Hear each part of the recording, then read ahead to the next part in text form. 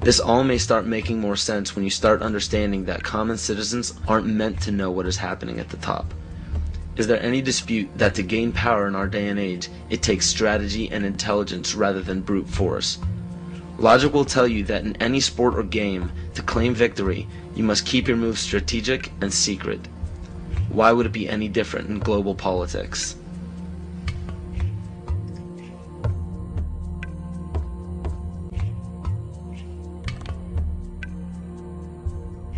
If I bring up chess master up here and ask him, what are the principles, Wojciech, and become a master of the game of chess, he'll say these four things. He'll say that you need a sense of patience. Now, if you don't have patience, don't even try to begin the game to learn it. He'll say you need a sense of timing. If you don't have a sense of timing, don't open the book. You have to have knowledge of your opponent, right? And then the fourth one that they'll tell you is that you need to have the willingness to make any and all sacrifices. Now, ladies and gentlemen, why are the dark side winning the game? It's because they've got infinite patience. They've been working on one thing for 50,000 years. I call that patience. They got a brilliant sense of timing because they know all about the astrology and the divination that we forgot, that our agricultural ancestors all knew about. Well, we're with the Julian calendar and we're not interested in any of that stuff anymore. We're slaves of the watch, but we don't know about the higher time to rule our own lives by. They have amazing knowledge of you. Right? They have intense knowledge of us, their enemies. And the fourth one is the clincher, isn't it? Because they're willing to make any and all sacrifices when and wherever they need to do it. But Adolf, that would break our treaty. You're a good guy. Why, you hate war. You wouldn't go back on your word. Are you kidding?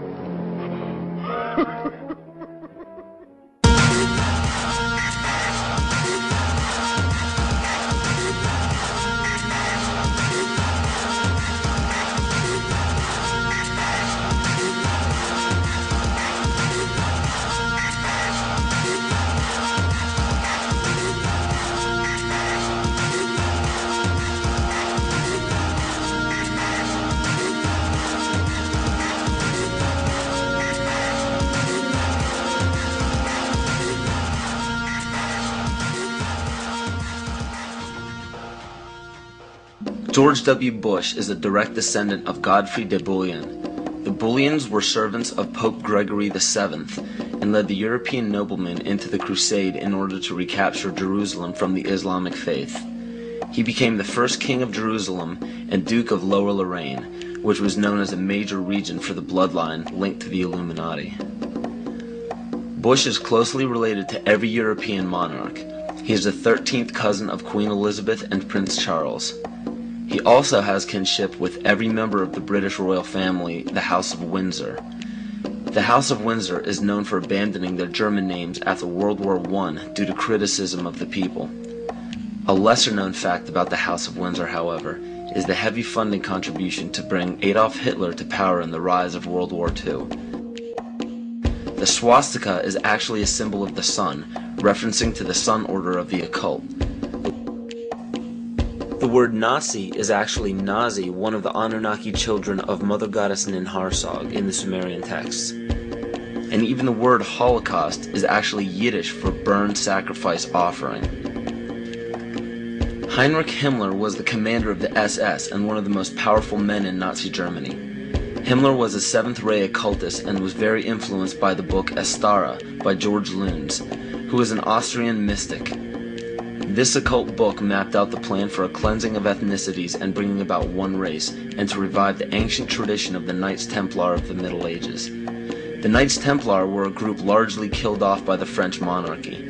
The remaining Templar created many Masonic orders and secret societies throughout Europe, from which the Illuminati is believed to have originated.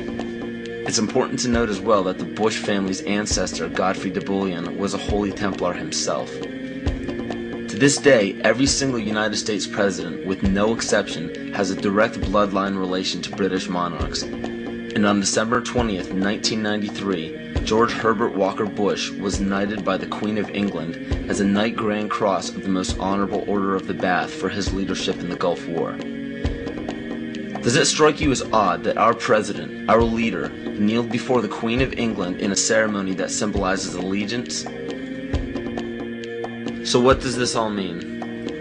It simply means that throughout every major civilization, political power has remained in a select few bloodlines, and it is desperately held in the same manner today. It is openly admitted to the public that major leaders worldwide are part of secret fraternal orders or secret meetings. But what is not disclosed to the public is the purpose of these meetings. So let me spell this out for you. The major leaders from around the world are part of a united effort to remain in power forever. To do so, the people are lured into the trap of perpetual debt, making it impossible to be repaid by the people. So in turn, all property and assets will be repossessed by the debtor. For those of you who are unaware what it means when a government owns everything of yours, it's called socialism. All of this is part of an ultimate goal of the mystery religions. The mystery religion is the paganism we've been talking about all along, but the pagan religions known to the public today are nowhere near as involved as the mystery religion. It is much less confusing than you think. Try to imagine this practice as less of a religion and more of an ambition. The ambition is to reach enlightenment. There is no superhuman intelligence or fantasy involved in this. The gifts of God are very simple. Omnipresence. The power of one being or consciousness to be everywhere at once. Omniscience. The power of knowing everything that can be known. And omnipotence. To have unlimited power. We see all of this today. It cannot be denied.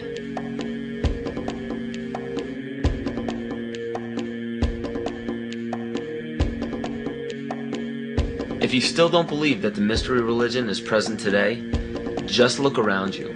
There are literally thousands of statues and emblems of ancient religions on every political establishment. Even on military uniforms, these symbols are found everywhere, but not only in our country. The same emblems are found on every nation's military uniform. And why would this be? Because a life taken at a chosen time, place, and a specific manner, it becomes a sacrifice. And to further illustrate this point, on March 20th, 2003, President Bush launched a bombing of Baghdad at 5:50 Baghdad time.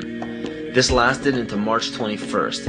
It was called shock and awe by the mainstream media, but according to the mystery religion, this date is known as the Eve of Ostara, more commonly known as the spring or vernal equinox. Occultists worship the goddess of the earth, Gaia, on this day. The Druids knew this date as the spring fertility rite, the day of feast.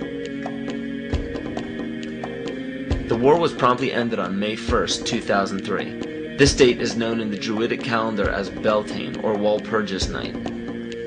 It was named after Saint Walpurga, who was the pagan goddess of fertility. From March 20th to May 1st, the pagan ritual is to give blood to the earth and renew life to the goddess of fertility. What better time frame to declare a bloody war on the days of a ritual sacrifice and end it exactly when the pagan ritual ends? The parallels are uncanny. These are all facts written in many different sources around the world and are available to anyone to discover. Connecting the dots is up to you, but make your own decisions instead of settling for conclusions that others have put in place before you.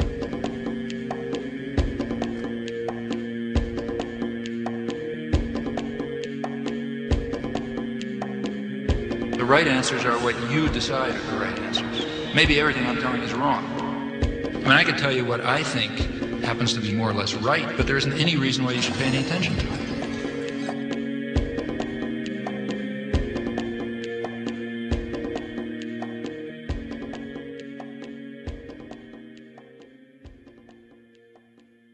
Now you know why they're out to destroy you. Today there is so much confusion about what Christianity is, because everything I thought that was Christianity, I found out wasn't. If this continues, there will be an overthrow of all things. Yea, this change and overthrow is deliberately planned. There is nothing going on today